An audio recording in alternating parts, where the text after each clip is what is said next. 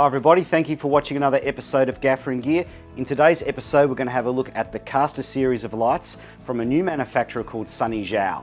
These lights are available in a range from 220 watt up to 1500 watt. The lights have a CCT range from 2700 Kelvin all the way up to 10,000 Kelvin with plus minus green capability, and they also have all the color modes you'd expect, such as CCT, HSI crossover modes, XY, gels libraries and RGBW. The lights also boast built-in CRMX and WDMX and have a weather protection rating.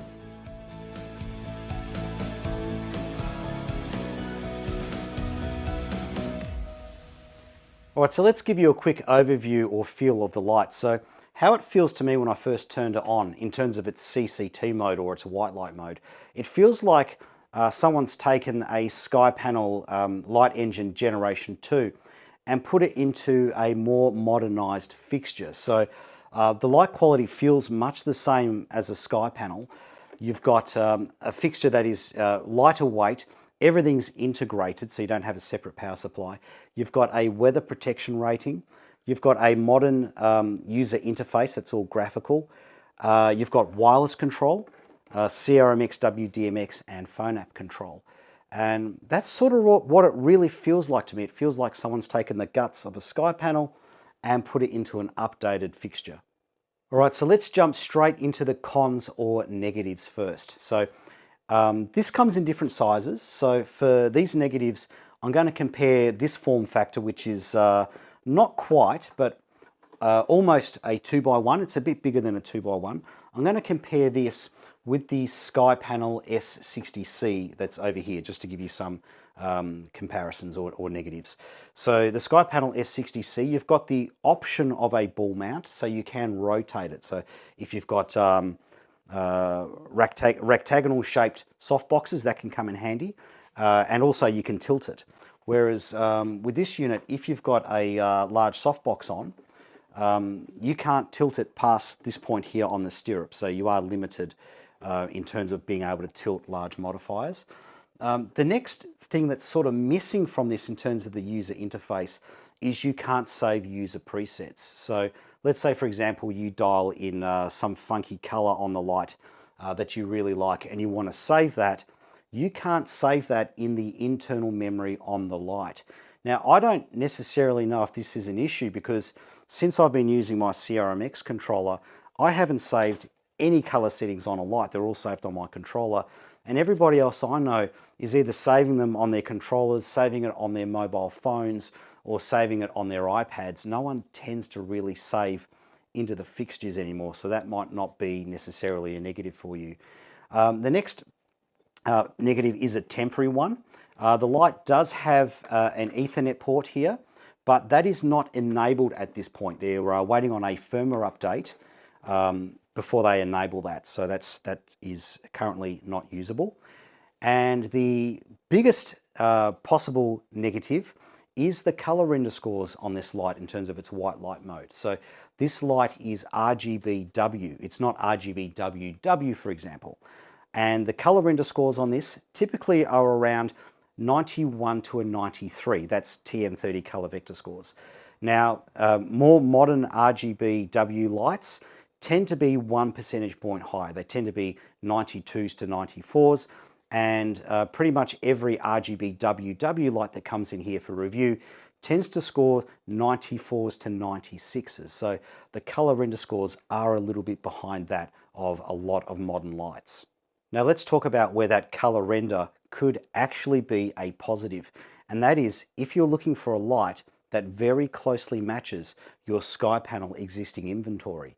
So maybe you've got a whole heap of SkyPanels and you want to buy more SkyPanels, but you just can't justify the price because SkyPanels actually cost more now than they did 5 years ago when I first bought them. They just seem to keep going up in price. Maybe you can't afford to replace all of your inventory and you want to expand and you're just looking for something that is a very close color match. Well, these are an incredibly close color match. Or here's another scenario. Maybe you own a SkyPanel S360 and you'd love a second one, but you just can't afford it. Well, these are about half the price. And with how closely color matched they are, that could be worth considering just for that point alone.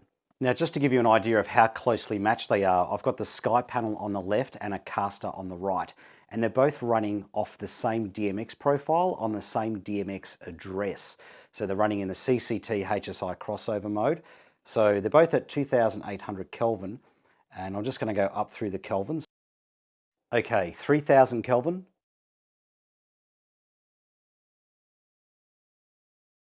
4000 Kelvin,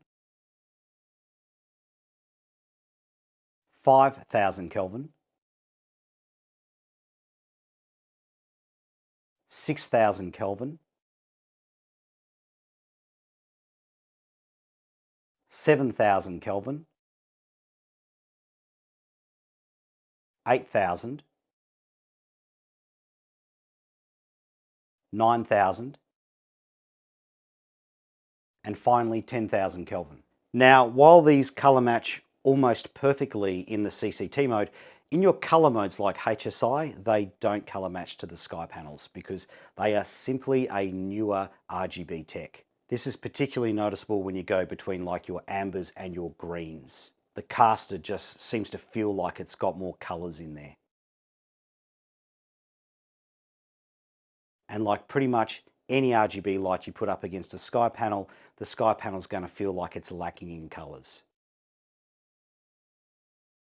Now, I just want to point out here that I was looking at my console and not looking at the screen and didn't realize that I'd clipped the blue channel at this point.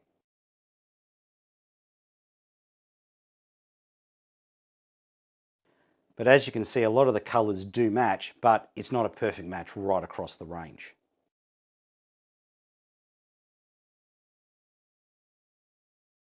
Now, continuing with the negatives, the DC power inlet is a connector that I've not seen before. So that means another adapter cable if you're looking to run this off batteries.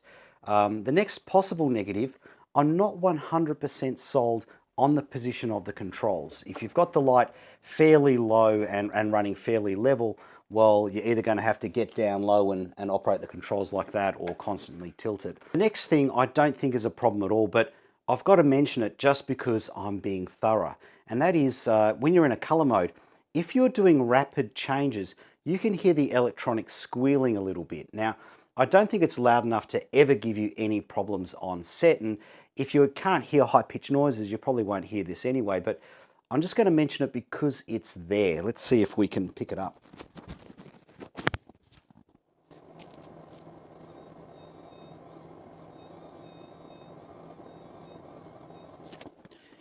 Now that might have something to do with their power filtering choices, because where this light is really unusual is when it's dimmed all the way down to 10%, it has by far the best power factor unity ratings of any light that I've tested. All right, let's start going through some of the pros. Not only does this thing look stylish, but it is actually very solidly built. Now in terms of the style, some things I like, it's got these integrated carry handles. How good's that?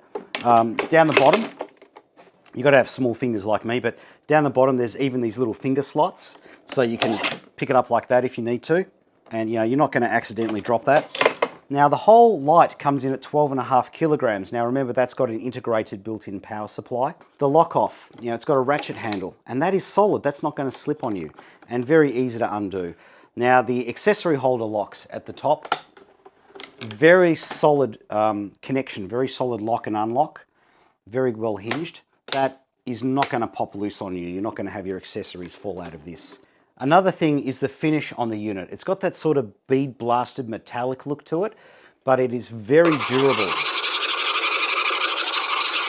So it's not going to scuff up easy on your set. It has an IP23 weather rating, built-in lumen radio, WDMX and phone app control. It has a large amount of quality accessories that are already available for it, and they are reasonably priced. In terms of running this off DMX, it uses the same profiles as RE Sky panels, so you don't need to have any special software. Just plug it into your desk and off you go. And it sells for about half the price of a Sky panel. All right, so let's go over what these things cost and what you get for your money. So each light comes with its stirrup. You get the light, of course, you get a regional power cable, and it comes with the flat diffuser. Now, the lights have, depending on the size, different quantities of light engines. So this one has 2 light engines or 2 zones.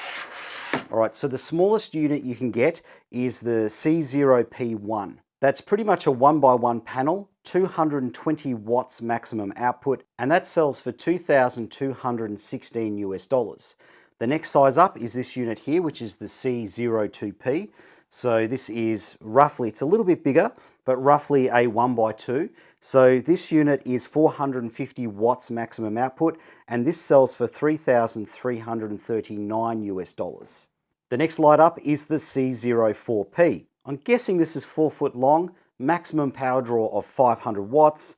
It has 4 lighting zones, and it sells for $4,239. And then finally, you've got the big beast, the C12P. That's 1,500 watts maximum output, has 12 lighting zones, and sells for $11,549 US. Okay, let's do a quick walk around of the unit. So from the front, you've got your accessory latch, which lifts up, and you've got 2 slots. Now, the first slot is for your diffusers. Now, the interesting thing here is they've only got the one diffuser listed. So it doesn't look like they have an intensifier available yet. But I suppose the plus side to this is if you crack or damage the diffuser, it's easy to replace it. Now, the interesting thing here I found is if I take the diffuser out, I actually get marginally less light levels. So there's something very clever going on with this diffuser. You've also got a second slot in the front, which is for things like your barn doors or your hard egg crates. Now, this closes up pretty much like on a sky panel, but it looks like they've taken the sky panel design and improved it. So this locks really, really solid. So in the top corner here, you've got your internal antennas. So that works for your CRMX, WDMX, and for phone app operation. I won't be reviewing phone apps. I hate reviewing phone apps. All right, on the bottom here, we've got our inputs. So we've got our DMX in and out, which is 5-pin XLR. Now this unit has something very clever. It's so simple, I wonder why no one else thought of it. It has a pinhole factory reset. So if you get the light back from a rental and it's been switched to a foreign language, you don't have to use Google Translate. You can just put a pin or a what's it called, a paper clip in there, press the button and reset it. You've got your USB. So the USB at this stage is just for firmware updates. The firmware updates are really simple to do. So I've already put one firmware update into this unit. Now you've got a Ethernet port here. Now at the moment, this Ethernet port is not enabled. So that's going to happen in future firmware updates. We've got our user interface, which is very easy to use. We're going to cover that in more detail in a sec.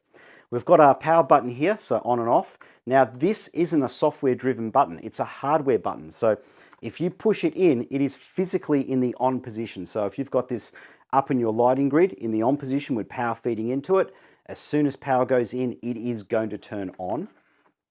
We've got our power inputs here. We've got our battery connector. So our battery connector is 22 to 36 volts. And we've got our PowerCon or Nutrix in and through. Let's take a quick look at the user interface. So my big issue with this is its high gloss. So you can see my hands are moving around. This makes it very hard to read on a brightly lit set. Now across the bottom here, you do have your shortcut menu buttons. And let's start off by having a look at the CCT mode. So pretty straightforward. One knob does your CCT. The other knob does your plus minus green. And the last knob does your intensity. Let's pop across to the HSI mode, and that's also straightforward. One knob does your hue or your color. The other knob does your saturation. And the last knob does your intensity. Now, it's only a basic HSI mode manually. It's not an advanced mode, so you can't set your white point. Next is the gels menu, and you've got a choice of Lee and Roscoe gel series. My only issue with this is as you're scrolling through selecting your gel, it doesn't preview them in real time. You only see what the gel is once you select the gel. Next is the special effects menu, and this is very easy to navigate because it is all icon driven. Press to select your effect. So now we're in candle mode. We can select the speed of the candle flicker, whether it's warmer, cooler or neutral, and the intensity. All right, so let's have a look in our main menu. So press the menu button, and from here you can select all your modes. So we've got CCT, HSI, gels, RGBW, XY, and effects. Now, in addition to this, we can also select our network settings. Let's have a look in there. So the first option is DMX. That's where you can select your profile and your address, and whether it holds or retains the last command. Let's go back to the previous menu. Next up is your master and slave mode. Next is your Wi-Fi settings, so that's for your phone app. I won't get into that. Next is your WDMX settings, if you're using WDMX. If you're using CRMX, that's the next part in the menu, so you can select whether it's on, off, or unlink and relink. Next is the Skylink, so that is not enabled. So if I press on that, nothing happens at this point.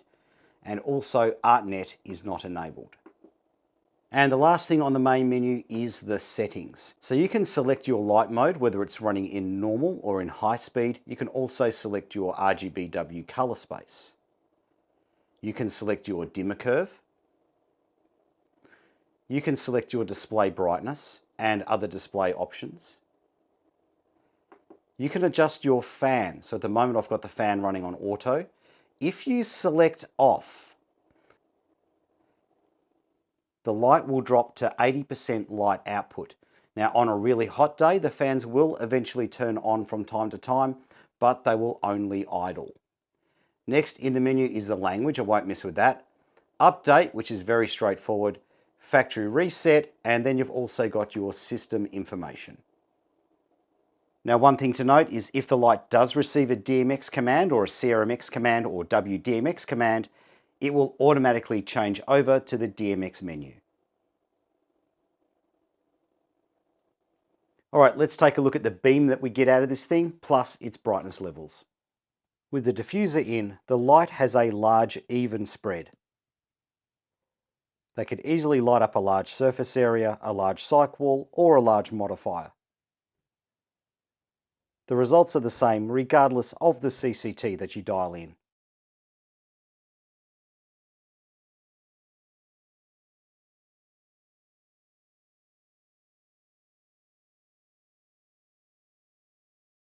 The results are also the same regardless of the color hue that you dial in.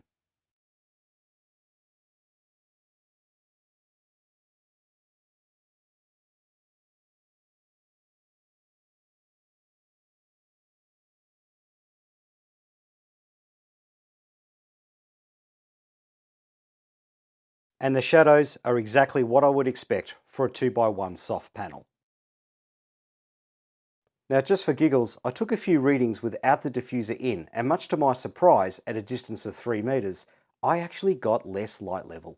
So when these guys approached me, I asked them, do you have any accessories that are ready to ship with the lights? Because the most annoying thing for me at the moment is everybody's making great lights, but sometimes you buy a light and 3-4 months later, you still haven't got the accessory, which was the main purpose you bought the light in the first place. So these guys make soft boxes, hard and soft egg crates, barn doors, and flight boxes or shipping cases. So they've got a huge range ready to go. So what we'll do is we'll take a look at the barn doors for these. Now, the barn doors sell for $166, so all the prices are pretty reasonable. All right, so everything goes into the accessory holder at the top. Now, one criticism I have of the barn doors is the slide here, or the skid, doesn't go all the way from edge to edge. So it does make it a little bit trickier to put in. But on the plus side, because it wiggles in and out, or you have to wiggle it to get it in and out, it's not going to accidentally slide out if somebody forgets to close and lock the latch. So yeah, there's a plus to that. Maybe that's why they did it that way. All right, so let's have a go. So let's say I do find it a little bit difficult to put in, just because that slider is in the center. Now you see here, if I let go, it doesn't fall in. I've got to jiggle it. So let's close the latch up. Now the barn doors, nice black finish on them, and the hinges seem fairly strong. They don't look like they're going to snap anytime soon, which is a problem I've had with other brands of lights. It does feel to me like it could do with another hinge in the center here. That'd be my sort of only criticism of it, but the barn doors do stay where you point them. Now, I'm not a huge fan of barn doors on soft lights because it's such a broad source, it's going to wrap around the barn doors quite easily. But I have had a few lighting technicians, particularly from TV stations, get in touch with me and say, Andrew, the barn doors are important for us on these panel lights because they really do help us mask the light from hitting the cameras, because if you've got cameras on pedestals in a TV station, they tend to have auto cues on the front, and light hitting your auto cues doesn't help. So fair enough, I take that point on board.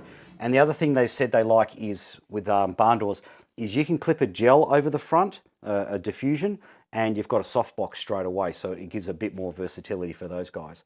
All right, so let's take a look and see how she works. All right, so that's full spread. Let's box it up a little bit and see if it gives us some control.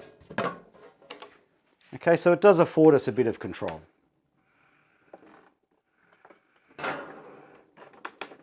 All right, so let's take a look at one of their soft boxes now, and this sells for $266 US, and it comes with an egg crate in that price, so that's pretty reasonable. Okay, let's take a look. All right, so it comes in a bag.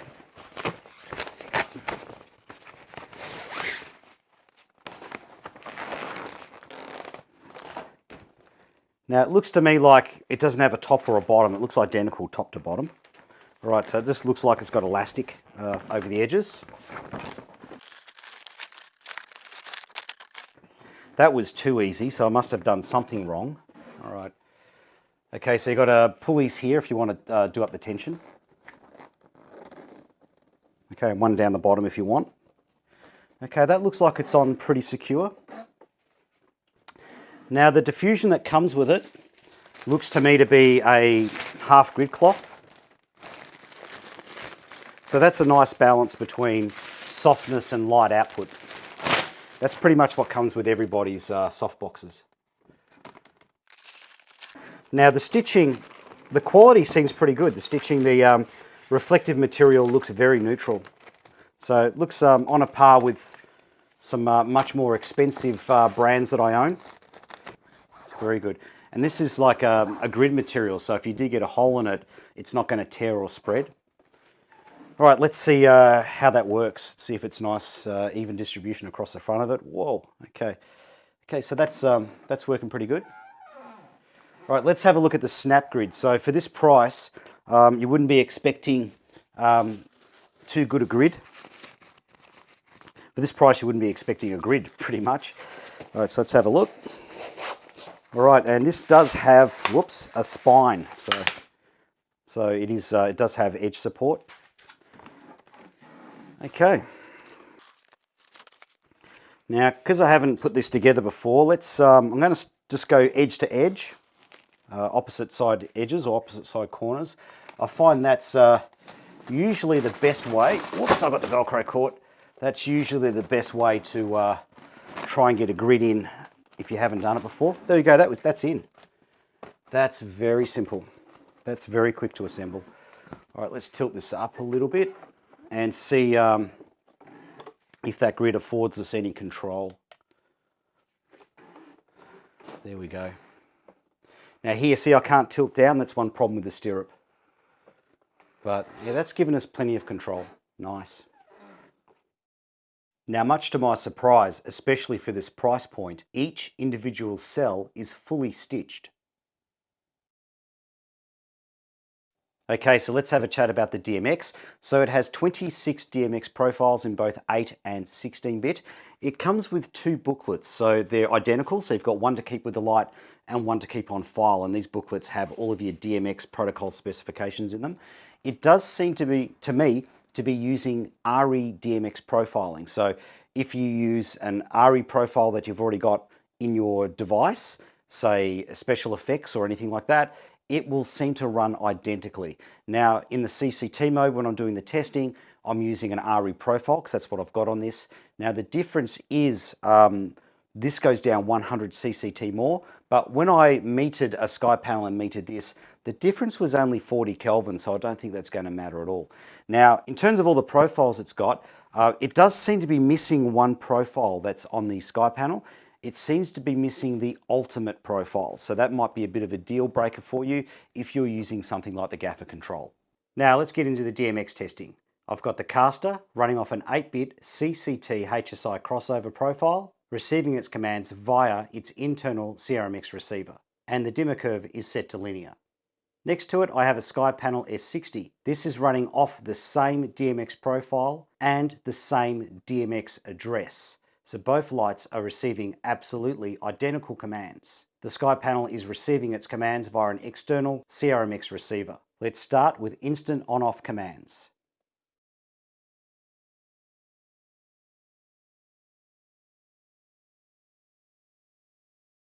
Now let's take a look at some half-second cues.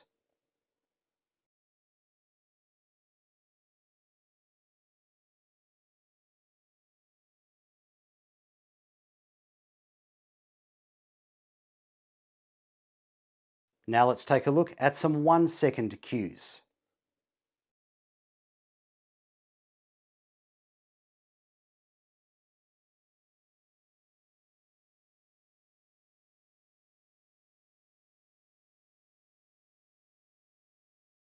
Now let's take a look at some 2.5-second cues.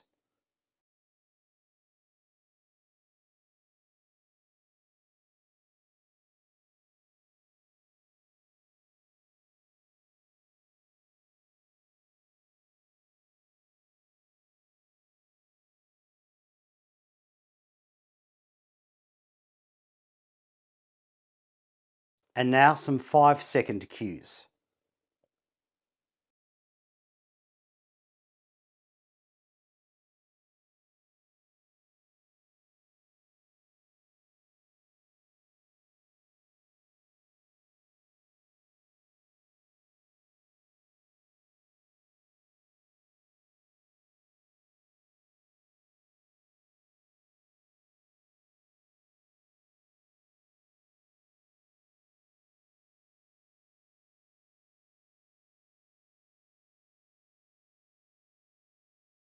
Now let's have a look at some changeovers between 5600 and 3200 Kelvin, starting with instant switchovers.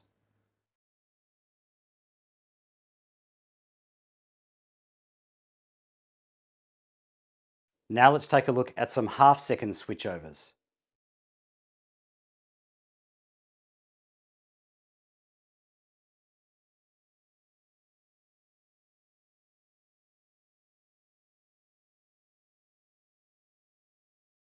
Now let's take a look at some 1-second switchovers.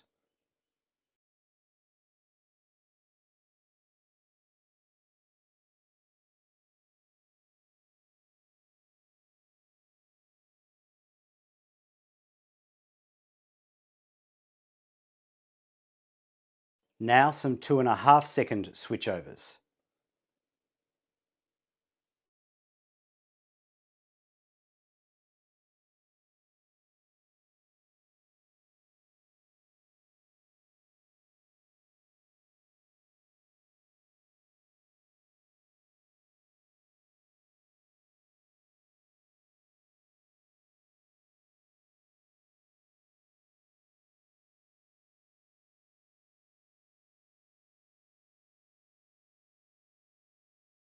And now some 5-second switchovers.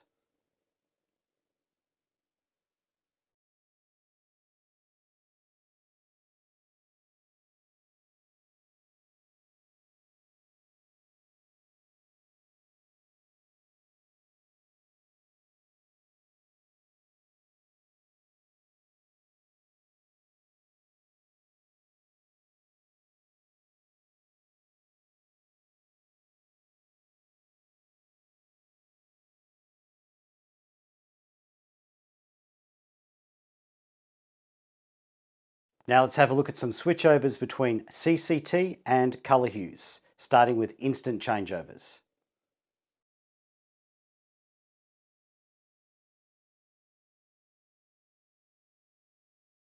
Now let's take a look at a half-second changeover.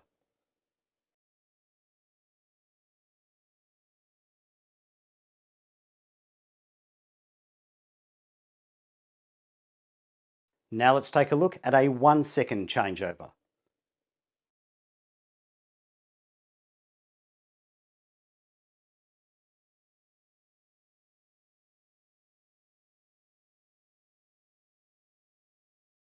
Now let's take a look at a 2.5 second changeover.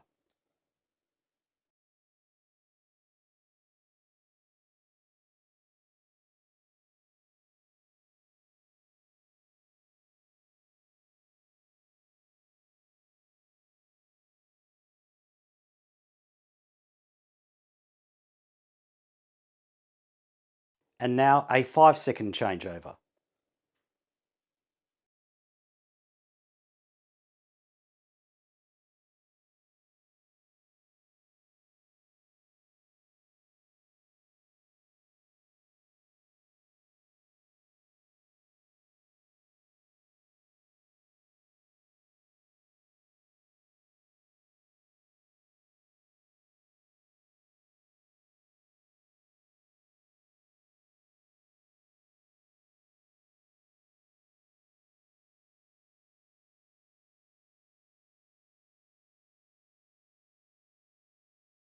Now for some random scene changes.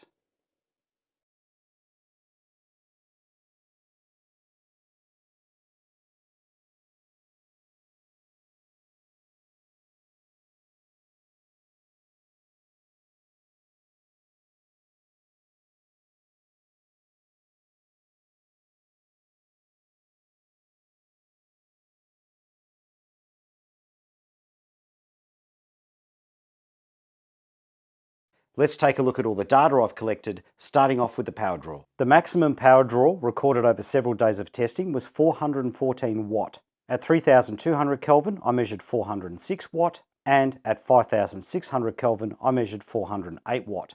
Now, this information here is really only relevant to people who are running hundreds, if not thousands of lights in a studio. This light has the best power factor unity rating of any light I've ever tested. Even right down at 10%, it is still coming in at 0.86. Now let's take a look at the dimmer system, and it is running pulse width modulation. You have two modes you can select, standard or high speed. But according to my frequency meter, the difference is only 1250 Hz. Now, something is definitely going on here that my meter can't read. When you flick the light over to this mode, you get a high-pitched buzz. You can't dim below 50%. And unless you ramp up to a really high-speed shutter, you don't see any flicker at all. Now let's take a look at the dimming characteristics at 3200 Kelvin. I've taken results at 100%, 50%, 10% and 5% brightness. As you can see, the CCT stays super accurate. The TN30 color render score stays at a consistent 93%. But as the light dims, it does introduce a very subtle green hue. The difference between 100% brightness and 5% brightness would be the equivalent of roughly a 1/8 correction gel. Now let's take a look at the results at 5600 Kelvin. As you dim the light, the CCT does drop slightly. The difference between 100% and 5% is about 200 Kelvin. The TN30 color render score stays at a consistent 92. And when you're dimming below 50%, it does introduce a slight green hue. The difference between 100% brightness and 5% brightness is roughly the equivalent of a 1/8 correction gel. Now let's take a look at the light's CCT accuracies. Between 2700 to 4000 Kelvin, it was off the target value by an average of 26 Kelvin. Between 4050 Kelvin to 5000 Kelvin, it is typically off the target value by an average of minus 61 Kelvin. And between 5050 Kelvin to 6000 Kelvin, it was coming in off the target value by an average of minus 133 Kelvin. Now let's take a look at the color render measured in TM30RF. Between 2700 to 3250 Kelvin, there were a lot of different scores, with a low of 90, a high of 93, and an overall average of 91.5. Between 3200 Kelvin and 3550 Kelvin, it came in with a 92. From 3600 Kelvin to 5350 Kelvin, the light scores are 91, and from 5400 Kelvin to 6000 Kelvin, it came in with a 92. Now let's have a look at the light's white point measured in delta UV. The light is tracking consistently above the Planckian curve to less than the equivalent of a 1/8 correction gel with very little variation. Between 2700 to 4000 Kelvin, it tracks with an average of plus 0.0016 delta UV. Between 4050 Kelvin to 5000 Kelvin, it tracks above the Planckian curve with an average delta UV of plus 0.0017, and from 5050 Kelvin to 6000 Kelvin, it is tracking above the Planckian curve with an average of plus 0.0018 delta UV. Now let's take a closer look at our kelvins, starting off with the lowest Kelvin that we can dial in. When I dialed in 2700 Kelvin, I got 2760. The TN30 colour render results were 91% average colour accuracy with an average 105% colour saturation. With the CRI scores, R4 and R11 were both below 90. Here is the spectrum distribution. And the white point came in with a delta UV of plus 0.0010. When I dialed in 3200 Kelvin, I got 3221 with an SSI score of 75. The TN30 colour render results were 93% average colour accuracy with an average 103% colour saturation. With their CRI scores, R8, R9, R11 and R12 were all below 90. Of note is how low R9 is. Here is the spectrum distribution. And the white point came in with a delta UV of plus 0.0017, which means that this light has a slight shift towards the green hue under that of a 1/8 correction gel at this point. When I dialed in 4400 Kelvin, I got 4363. The TN30 colour render results were 91% average colour accuracy with an average 101% colour saturation. Here are the CRI results. R8, R9, R10 and R12 are all below 90. Again, R9 is the most noticeable. Here is the spectrum distribution. And the white point came in with a delta UV of plus 0.0018. When I dialed in 5600 Kelvin, I got 5457 with an SSI score of 66. The TN30 colour render results were 92% average colour accuracy with an average 102% colour saturation. Here are the CRI results. R9, R11 and R12 are below 90. Here is the spectrum distribution. And the white point came in with a delta UV of plus 0.0018, which places the light above the Planckian curve, but just below the daylight curve. When I dialed in the top Kelvin of 10,000, I got 9321. The TN30 colour render results were 90% average colour accuracy with an average 101% colour saturation. Here are the CRI scores. R11 and R12 are below 90. Here is the spectrum distribution. And the white point came in with a delta UV of plus 0.0020. Alright, let's have a look at how accurately this light can dial in its colour vectors. Red, which should be 360 or 0 degrees, came in at 3 degrees. Green was smack on target at 120 degrees. Blue was smack on target at 240 degrees. Yellow, which should be 60 degrees, came in at 44. However, I'd recommend dialing in 43 if you want a good yellow. Cyan was smack on the money at 180 degrees. And magenta, which should be 300 degrees, was very accurate for an RGBW light with 296 degrees. Okay, thank you for watching another episode of Gaffer and Gear. So my sort of final take on this light is I see it as a sky panel alternative, especially that 1500 watt unit. It's very hard to go past something like that being half the price. But I don't think it's a sky panel replacement. If I was looking to replace my sky panels, I'd be looking to replace them with something with higher color render, something that's maybe RGBWW. Okay, take care everyone. Thank you for watching.